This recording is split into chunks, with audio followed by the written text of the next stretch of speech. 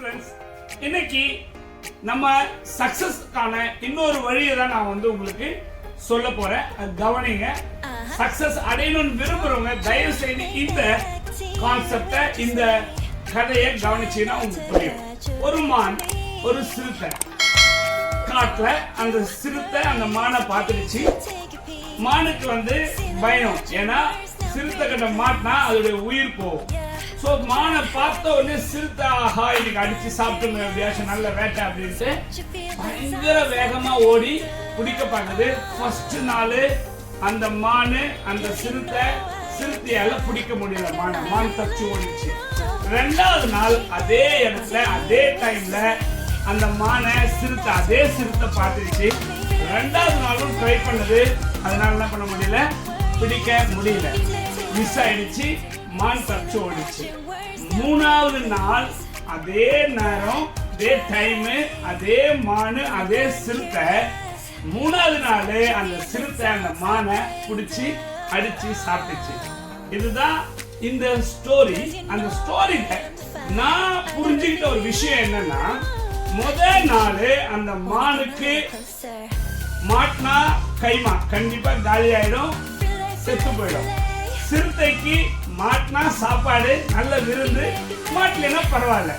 ரெண்டாவது நாளும் மானுக்கு வாழ்க்கை, உயிர், கைமாவாயிடுவேன்னு தெரியும். அதனால ரெண்டாவது நாளும் அதனால பிடிக்க முடியல. ரெண்டாவது நாளும் சிறுத்தைக்கு ஏதோ வந்தா சாப்பாடு, அப்படி இல்லைன்னா பரவாயில்ல அப்படின்னு.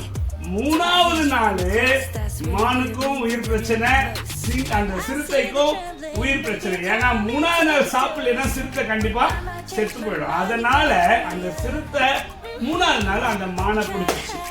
சோ மை டியர் ஃப்ரெண்ட், எப்பயுமே ஒரு வேலையை நம்ம தேர்ந்தெடுக்கிறோம், ஒரு காரியத்தை நம்ம செய்யணும்னு முடிவு எடுக்கிறோம் அப்படின்னா அதுதான் என்னுடைய லைஃப், அதுதான் என்னுடைய வாழ்க்கை அப்படின்னு நீ நினைச்சுக்கிட்டு அந்த வேலையில இறங்குனீங்கன்னா, அந்த காரியத்துல இறங்குனீங்கன்னா நீங்க தான் ஜெயிப்பீங்க. எப்படி 2 நாள் மானுக்கு உயிர், ஆனா அந்த சிறுத்தைக்கு உணவு. அதனால உயிர் போயிடும் என்ற பயத்துல மான் ஜெயிச்சிச்சு. ஆனா மூணாவது நாள் அந்த சிறுத்தைக்கும் உயிர் பிரச்சனை, மானுக்கும் உயிர் பிரச்சனை. சிறுத்தை வேகத்தை மானால கண்டிப்பா ஜெயிக்க முடியாது. சோ சிறுத்தை உயிர் போயிடும் என்ற அந்த பயத்துல அதிவேகமா ஓடி அந்த மானை அடிச்சிச்சு. சோ உங்க வாழ்க்கையிலும் நீங்க தேர்ந்தெடுத்திருக்கிற வேலைய ஏதோ ஓகே பாப்போம், ஓகே இல்லைன்னா இல்ல பரவாயில்ல அப்படின்னு நினைச்சீங்கன்னா எப்பயுமே நம்ம தோல்வி அடைஞ்சுதான் இருப்போம். இதுதான் என் லைஃப், இதுலதான் நான் ஜெயிக்க போறேன், இதுலதான் நான் முடிக்க போறேன், இதுலதான் நான் உயர போறேன்ட்டு அது உன்னுடைய வாழ்க்கையோடைய சம்பந்தப்பட்ட ஒரு விஷயமா, வாழ்க்கையோடைய பிரச்சனையா நீங்க எடுத்துக்கிட்டு ஓடுனீங்கன்னா அந்த காரியத்துல வெற்றி அடையும். சோ இன்னைக்கு இந்த